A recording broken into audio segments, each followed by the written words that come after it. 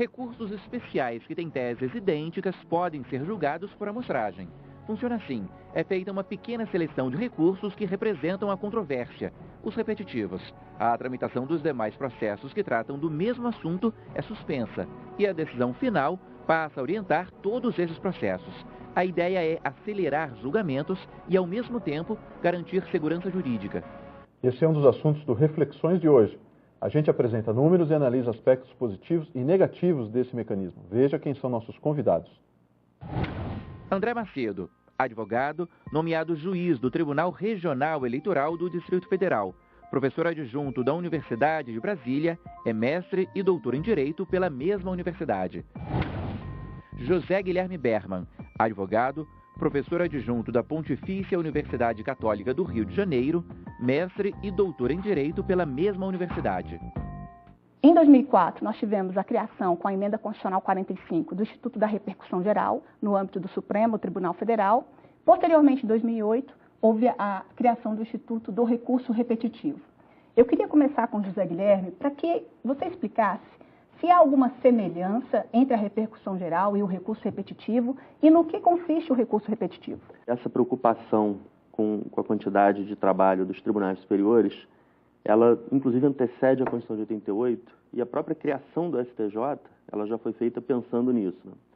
Então, até 88, o Supremo Tribunal Federal julgava o recurso extraordinário e o recurso extraordinário tinha uma dupla função. Ele servia tanto para analisar questões constitucionais como para analisar questões relativas à legislação federal em última instância. E com a Constituição de 88, como o Supremo já estava naquela época sobrecarregado, foi feita essa divisão e o recurso especial passou para a STJ, que desde o início era um tribunal mais robusto, continha 33 integrantes, o triplo de integrantes do Supremo, justamente para que ele pudesse lidar com essa carga maior de trabalho. E o Supremo, por outros caminhos, se imaginou que fosse reduzir a sua sobrecarga de trabalho, principalmente através do fortalecimento do controle abstrato de constitucionalidade.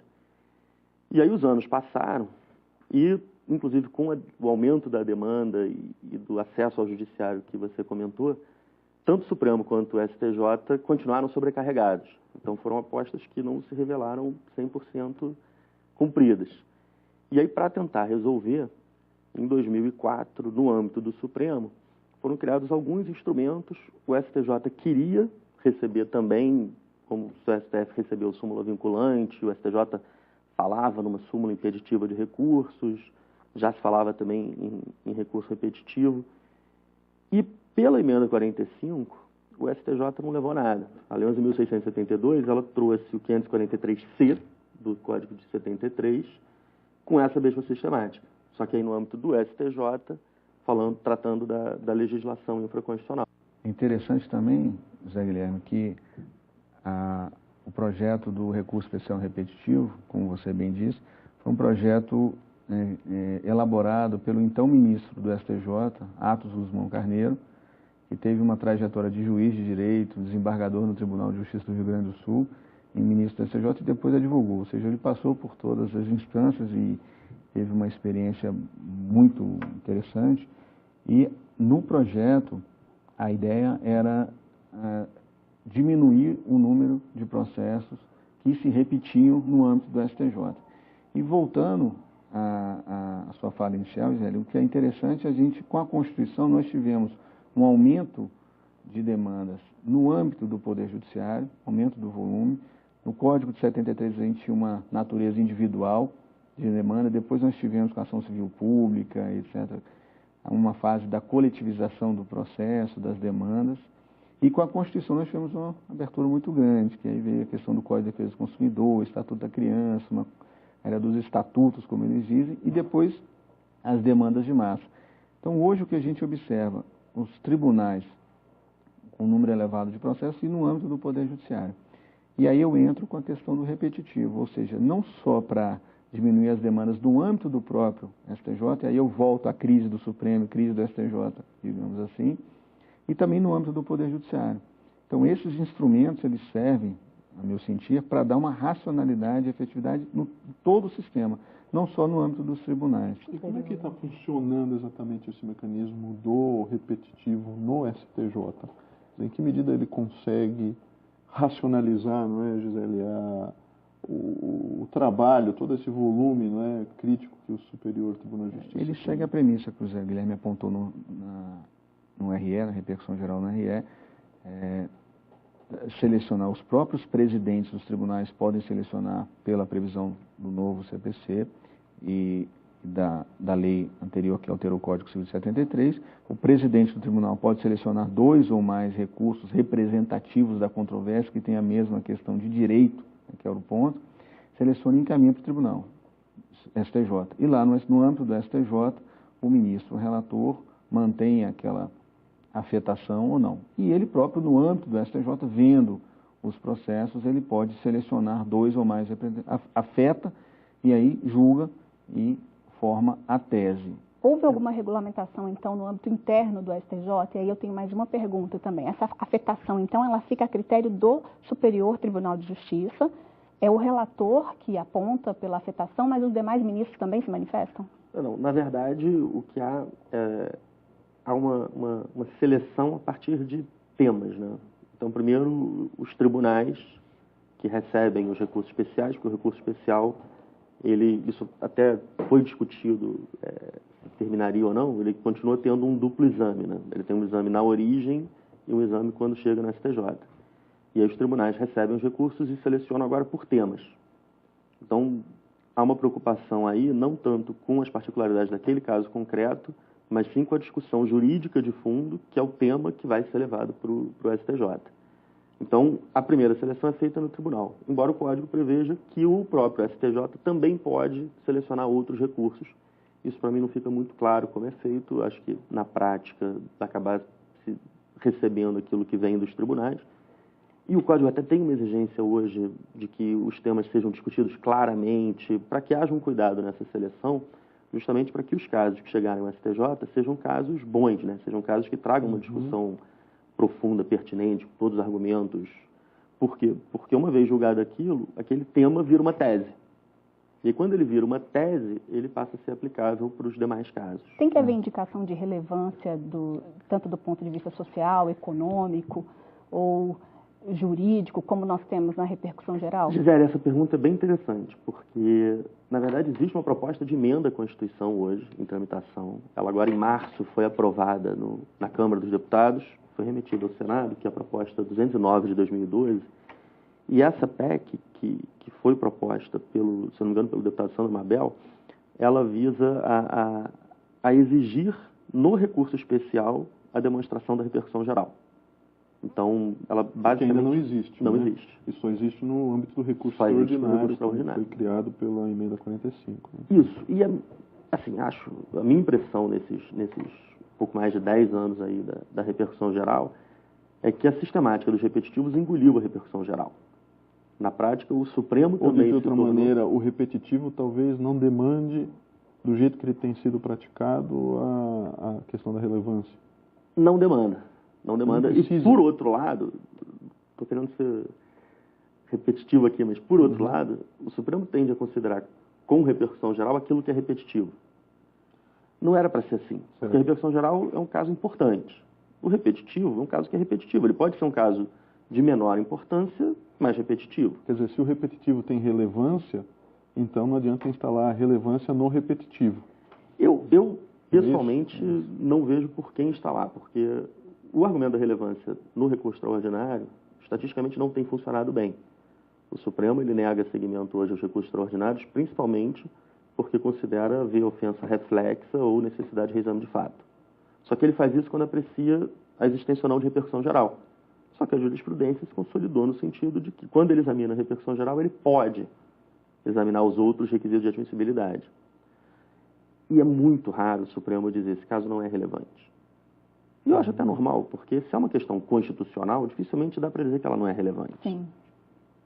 Com relação à legislação federal, pediu-se isso, quer dizer, agora tem essa PEC que já está aprovada na Câmara e indo para o Senado. No ano passado, pouco mais de 420 mil processos estavam suspensos em tribunais de justiça e tribunais federais, aguardando o julgamento de recursos repetitivos. Existe alguma previsão de tempo para que esses casos sejam julgados perante o Superior Tribunal de Justiça? Gisele, o novo Código de Processo Civil, o Código de Processo Civil em vigor, ele traz um prazo até 1 ano para que esses recursos sejam julgados e essas demandas sejam resolvidas. Mas o número ele é bem assustador. Isso nos leva a um outro ponto que eu entendo que é um grande problema que a gente enfrenta hoje nos repetitivos, que é a questão da gestão. Eu acho que o grande problema hoje, se a gente falar qual o ponto nevrálgico do repetitivo, é a questão de gestão. Então, por isso, os tribunais, com auxílio também do Conselho Nacional de Justiça, eles instituíram os núcleos no âmbito do STJ e dos tribunais de justiça e tribunais regionais federais, exatamente para fazer essa gestão da racionalidade e ajudar na seleção dos casos, né, para tentar diminuir esse número de processos no âmbito do Poder Judiciário e também no sentido da racionalidade e eficiência dos processos. Então, esse é um ponto que eu acho principal, a questão da gestão. E quanto ao tempo, respondendo, é 1 ano, mas pode ser menos também. Enfim, depende da complexidade das causas. Às vezes até o assunto não está tão amadurecido ao ponto de poder ser solucionado de maneira vertical, né? Às vezes acontece, né? Demandas são repetitivas, elas são instantaneamente colocadas ao judiciário e elas ainda demandam, elas ainda exigem um ponto de reflexão mais longo do que não é uma decisão imediata. Mas eu queria fazer mais uma indagação agora sobre os efeitos da decisão, uma vez tomada a decisão no âmbito do Superior Tribunal de Justiça. A gente sabe que no âmbito do Supremo Tribunal Federal, a Constituição estatuiu o efeito vinculante, por exemplo, para a súmula vinculante, né? Na repercussão geral também a gente tem a vinculação, de alguma maneira, não é, dos demais, do restante do Poder Judiciário, né? Uhum. No âmbito dos repetitivos, é também apenas o Judiciário que fica vinculado? Quer dizer, em que medida esses efeitos se produzem erga omnes ou não, né? Em que medida eles são intrajudiciário ou podem expandir para fora, podem se alargar para além do judiciário, e em que medida os juízes de primeira instância ficam imediatamente vinculados à exata tese defendida, eles precisam se alinhar ao STJ? Bom, a resposta não é fácil, tá? Porque, de fato, no âmbito do Supremo, a disciplina está mais clara. E no início até se imaginava que fosse haver uma dobradinha, né? Julgou uma repercussão geral, edita uma súmula vinculante. Em seguida, para não deixar dúvida quanto ao efeito daquela decisão. Né? Mas no âmbito do STJ, como o STJ não tem a possibilidade de editar súmula vinculante, pela disciplina do Código anterior, essa questão ela ficava em aberto e os tribunais tinham a possibilidade de não seguir o entendimento do STJ. Então, parece que pela disciplina legal ela não era vinculante. Ela era quase vinculante, porque o tribunal sabia também que na hora que ele decidisse, ele teria sua decisão reformada em seguida, provavelmente monocraticamente. Uhum. Mas não era de fato vinculante. O novo Código de Processo Civil, lá no artigo 927, no inciso 3º, ele diz que os juízes e tribunais deverão observar as decisões proferidas no julgamento de recursos repetitivos, extraordinários e especiais, que o novo Código ele trouxe também a figura do recurso extraordinário repetitivo que não existia. E o 9273 diz, olha, os tribunais e juízes observarão. Bom, se o Código diz que observarão, eu entendo que o efeito é vinculante. Muito embora a consequência lógica não seja observada, seria o cabimento de reclamação em caso de descumprimento, e isso foi retirado do Código. Então, você continua tendo que percorrer todas as instâncias, mesmo que um juiz lá da primeira instância descumpra uma orientação firmada no julgamento de um recurso repetitivo. Porque, desculpa interromper, mas a única diferença do ponto de vista processual é o cabimento da reclamação. Se a gente for entrar no recurso, na reforma rotineira do CPC, aí já não se pode mais falar de um efeito vinculante. Ele perde a grande vantagem que ele traria. E, por outro lado, o artigo 1041, quando trata especificamente dos recursos repetitivos, ele traz a hipótese de os tribunais onde os recursos ficaram sobrestados não aplicarem a mesma tese nesses recursos sobrestados. Diz apenas que, caso o tribunal não aplique a tese, ele vai ter que fazer o exame de admissibilidade desses recursos. E, naturalmente, esses recursos deverão ser admitidos, vão chegar no STJ, julgados monocraticamente, reformados e voltarão. Então, eu não acredito que na prática isso vai acontecer. Acho que todos os tribunais vão se preocupar em observar. Eu queria esclarecer um ponto. Os sobrestamentos são só nas instâncias inferiores? São só dos recursos ou de todos os processos, independentemente da fase processual em que ele se encontra? Quando ocorre o sobrestamento, ele determina o sobrestamento daqueles processos que estão no âmbito do Tribunal de Justiça. No incidente de resolução de demandas repetitivas, que aí eu volto ao início do nosso programa, que é um filtro, aí sim a suspensão de todos. E no incidente de resolução ainda cabe o recurso extraordinário e recurso especial Supremo e STJ, que também o relator poderá determinar o sobrestamento. E o Instituto, a partir do novo Código de Processo Civil, o Instituto do Recurso Repetitivo, ele ganhou mais força? A gente pode dizer que ele é efetivo? Acho que sim, ele ganhou mais força. E ele é efetivo, eu acredito, no sentido de transformar o tribunal num tribunal de teses.